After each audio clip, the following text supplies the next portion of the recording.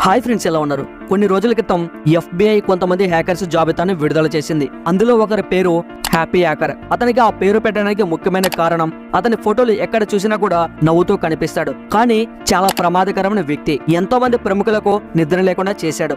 అతని కథ ఏంటో తెలుసుకుందాం. ఈ వీడియోలోకి వెళ్లే ముందు మీ సపోర్ట్ గా జస్ట్ లైక్ చేయండి చాలు. ఇంకా లేట్ చేయకుండా వీడియోలోకైతే వెళ్ళిపోదాం. Let's get into start our video.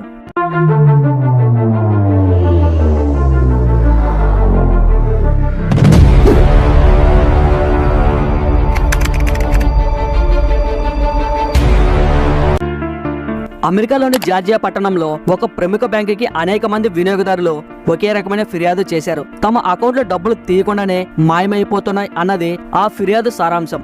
వాటిలో సాధారణ వ్యక్తుల నుంచి ప్రముఖ వ్యక్తుల దాకా అకౌంట్లు ఉన్నాయి. అంతేకాదు ప్రముఖ సాఫ్ట్వేర్ సంస్థ మైక్రోసాఫ్ట్ కూడా అందులో ఉంది. రోజు రోజుగా పెరిగిపోతున్న ఆ ఫిర్యాదులతో బ్యాంకు అధికారులు ఏం చేయాలో అర్థం కాకుండా పోలీసులను ఆశ్రయించారు. పోలీసుల విషయం ఎంత ఆందోళనకరంగా మారిందో అర్థం చేసుకున్నారు. కానీ ఇది వారి చేతిలో పని కాదు. వెంటనే ఫెడరల్ బ్యూరో ఆఫ్ ఇన్వెస్టిగేషన్ అంటే FBI ఈ కేసు అప్పగించారు. ఆ సంస్థ దర్యాప్తులో విస్తురపోయే నిజాలు తెలుసుకున్నారు. దాదాపు 16 మిలియన్ కంప్యూటర్లు హ్యాక్ అయినట్లు గుర్తించారు. ఆ కంప్యూటర్ల నుంచి ఫిర్యాదు అకౌంట్ లో నుంచి డబ్బులు మాయమైనట్లు గుర్తించారు. ఇదంతా కేవలం 3 సంవత్సరాలు జరిగిన పని. FBI ఇక ఆలస్యం చేయకుండా తన దర్యాప్తును ప్రారంభించింది. అసలు విషయం ఎక్కడి నుంచి మొదలైందో అర్థం కాని పరిస్థితి. 2009 నుంచి 2012 వరకు కొన్ని లక్షల మంది వినియోగదారుల క్రెడిట్ కార్డ్స్ వారికి తెలియకుండానే హ్యాక్ అయ్యాయి. ఇదంతా హ్యాపీ హ్యాకర్ ఇంకొక వ్యక్తితో కలిసి పన్నిన పన్నాగం అని అర్థమైంది. అలా ఈ 3 సంవత్సరాల్లోనే హ్యాపీ హ్యాకర్ $6 మిలియన్ నగదును తన ఖాతాలో జమ చేసుకున్నట్లుగా తెలుసుకున్నారు. అది ఎంత పెద్ద మొత్తం అంటే సాధారణ వ్యక్తికి ఆ నగదు లెక్కించడానికి దాదాపు 3 సంవత్సరాల టైం పడుతుంది. FBI తో పాటు అనేక ఇంటర్నేషనల్ ఏజెన్సీస్ కూడా పల్టీ కొట్టించాడు ఆ హ్యాకర్. ఆ హ్యాకర్ ని పట్టుకోవడానికి వచ్చిన అధికారులు ఎవరికి కంటి మీద కుణికిలేదు. అసలు ఏం జరుగుతుందో అర్థం కాలేదు. ప్రతి క్షణం ప్రతిరోజు అతని గురించిన ఆలోచనలు వారికి చుట్టుముడుతున్నాయి. ఈలోగా FBIకి ఒక సమాచారం అందింది. అల్జీరియాకు చెందిన హంజా బలింజియా గురించిన సమాచారం. ఇక అతని గురించి ఆరా తీయడం మొదలు పెట్టారు. అధికారులు హంజా 20 ఏళ్ల యువకుడు, సాఫ్ట్వేర్ నిపుణుడు. ఇతరుల ఖాతాలని హ్యాక్ చేయడం, వారి డబ్బులు దొంగలించడం అతనికి వెనుతో పెట్టిన విద్య. అతని గురించి తెలుసుకున్న FBI అధికారులు ఒక జాబితాను తయారు చేశారు. అలాగే హంజా వెనక ఒక అధికారిని కూడా నియమించారు. అతను హంజాని ఎలాగోలా మంచి చేసుకున్నాడు. ఆ అధికారి కూడా ఒక హ్యాకర్ గా చెప్పుకొని హంజాకి దగ్గరయ్యాడు.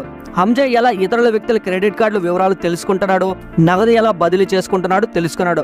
హంజా అతని అనుచరులతో కలిసి ఒక ప్రత్యేకమైన సాఫ్ట్వేర్ ని తయారు చేశాడు. దాని పేరు స్పై ఐ. అది డార్క్ వెబ్ లోని ఒక భాగం. దాన్ని ఉపయోగించి హ్యాకింగ్ చేస్తున్నాడు అని అర్థమైంది. FBI అధికారి ఆలస్యం చేయకుండా హంజాని అరెస్ట్ చేయడానికి రంగం సిద్ధం చేసుకున్నాడు. అందుకోసం ఒక ప్రణాళికను కూడా రూపొందించుకున్నాడు. తన అధికారులతో హంజా తయారు చేసిన సాఫ్ట్వేర్ గురించి చెప్పాడు. ఆ సాఫ్ట్వేర్ ని తాను ఎంత డబ్బైనా ఇచ్చి కొనుక్కుంటాను అని హంజాతో నమ్మకంతో చెప్పాడు. అందుకు హంజా కూడా ఒప్పుకున్నాడు. కానీ చివరికి ఆ సాఫ్ట్వేర్ ఇచ్చి వెళ్లిపోయే ఇంతలో అధికారులకు చిక్కకుండా పారిపోయాడు. FBI వారు అనుకుంది జరగలేదు, కానీ సగం సఫలమయ్యారు. వారు వెతుకుతున్న హ్యాకర్ రూపురేఖలు తెలిసాయి. అతను ఎలా ఉంటాడో తెలుసుకున్నారు. అతని ఫోటోని ప్రపంచంలోని అన్ని పోలీస్ స్టేషన్లకు పంపించారు. అతని ఆచూకీ తెలిస్తే తెలపమని చెప్పారు. హంజా గురించిన వివరాలు తెలుసుకునే ప్రయత్నంలో పడ్డారు FBI అధికారులు. అతను అల్జీరియాలోని టిజియోజుజు అనే చిన్న నగరంలో పుట్టి పెరిగాడు. 1988లో పుట్టిన హంజా చిన్నతనం నుండి చదువులో చాలా చురుగ్గా ఉండేవాడు. ఆ తర్వాత కంప్యూటర్స్ లో ఇంజనీరింగ్ చేశాడు. కంప్యూటర్లో అతనికి తెలియని విషయం ఉండేది కాదు. ప్రతి విషయాన్ని తెలుసుకునే ప్రయత్నం చేశాడు.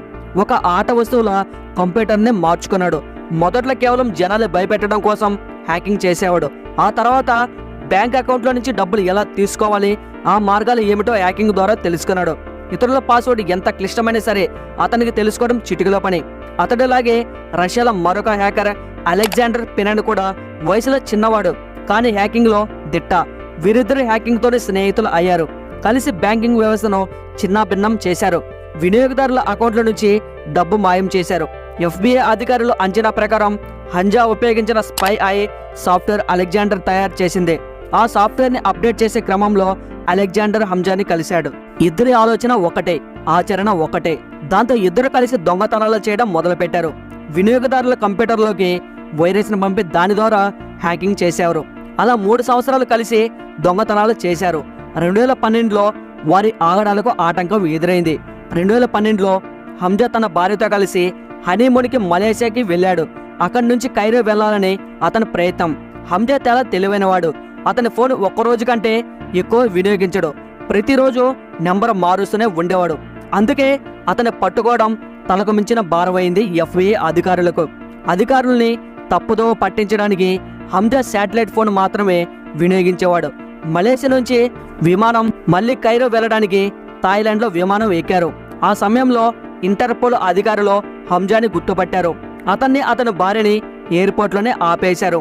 హంజా అధికారులకు నవ్వుతూ తాను చేసిందంతా చెప్పి తనపై ఉన్న ఫిర్యాదును ఒప్పుకొన్నాడు. దాంతో అతని భార్యను వదిలేశారు. చివరికి 8 జనవరి 2013న హంజాను అరెస్టు చేశారు. అతను చెప్పిన వివరాలన్నీ నిర్ధారించుకునేందుకు FBI అధికారులకు ఇంటర్పోల్ అధికారులకు 5 నెలల పాటు కంటి మీద కునుకు లేకుండా ఆగకుండా పరిగెడుతూనే ఉన్నారు. 2013 మేలో హంజాను అట్లాంటాకి తీసుకొచ్చారు. అతని మీద చాలా కేసులు నమోదు చేశారు. 2 సంవత్సరాల పాటు కోర్టులో విచారణ జరిగింది. సాక్ష్యాలతో సహా హంజా, అలెగ్జాండర్ ఇద్దరు కలిసి చేసిన నిర్వాకాలను బయటపెట్టారు అధికారులు. 217 బ్యాంకుల నుంచి 16 మిలియన్ అకౌంట్స్ని హ్యాక్ చేసి దాదాపు $4 బిలియన్ లూటీ చేశారు. జూన్ 2015న హంజాకి కోర్టు ఇంత భారీ లూటీ చేసిన కారణంగా 15 సంవత్సరాల జైలు శిక్ష విధించింది. దాంతోపాటు $10 లక్షల జరిమానా కూడా విధించింది. హంజాను అరెస్టు చేసిన తర్వాత అధికారులు అలెగ్జాండర్ను వెతకడం ప్రారంభించారు. అయితే ఎక్కువ సమయం పట్టలేదు. అతన్ని అరెస్టు చేయడానికి 2016లో అట్లాంటా విమానాశ్రయంలో అలెగ్జాండర్ను పట్టుకున్నారు. అధికారులు అతనికి కూడా శిక్షను విధించారు. పోలీసులు ఈ వార్త దావానంలో ప్రపంచమంతా వ్యాపించింది. సోషల్ మీడియాలో హంజాను ఉరి తీయాలని కొందరు, అతన్ని రాబర్ట్ హుడ్ లాగా పోలీసు మరికొందరు కామెంట్ చేయడం మొదలుపెట్టారు. ఉన్న వాళ్ళ దగ్గర దోచుకొని లేని వాళ్ళకు పంచాడని కొందరు. అధికారులకు దీనికి సంబంధించిన సాక్ష్యం ఏమీ దొరకలేదు. మరి దోచుకున్న డబ్బంతా అతను ఏం చేశాడు? థాయిలాండ్లో అధికారులకు పట్టుబడ్డప్పుడు 2 విషయాలు చెప్పాడు. తనకు 2 కోరికలు ఉన్నాయని. ఒకటి, ప్రపంచంలోని ఖరీదైన విమానంలో ఫస్ట్ క్లాస్ ప్రయాణం చేయాలని, అలాగే ఖరీదైన జీవితం జీవించాలని. ఈ కోరికలు తీర్చుకునేందుకు డబ్బులు లూటీ చేశాడని చెప్పాడు. అలా విలాసవంతంగా డబ్బులు ఖర్చు చేశారు. అందరూ అనుకున్నట్లుగా పాలస్తీనా ముస్లింలకు డబ్బు ఇవ్వలేదు. విలాసాలకు అలవాటుపడి 217 బ్యాంకులను లూటీ చేసి జైల్లో ఉన్న మామూలు దొంగ హంజాద్. ఇది ఒక హ్యాపీ హ్యాకర్ కథ. ఈ వీడియో నచ్చినట్లయితే లైక్ చేయండి, షేర్ చేయండి. ఇలాంటి మరిన్ని వీడియోస్ కోసం ఈ ఛానల్ని సబ్స్క్రైబ్ చేసుకొని బెల్ ఐకాన్ మీద క్లిక్ చేయండి. నెక్స్ట్ వీడియోలో మళ్ళీ కలుసుకుందాం. జై హింద్.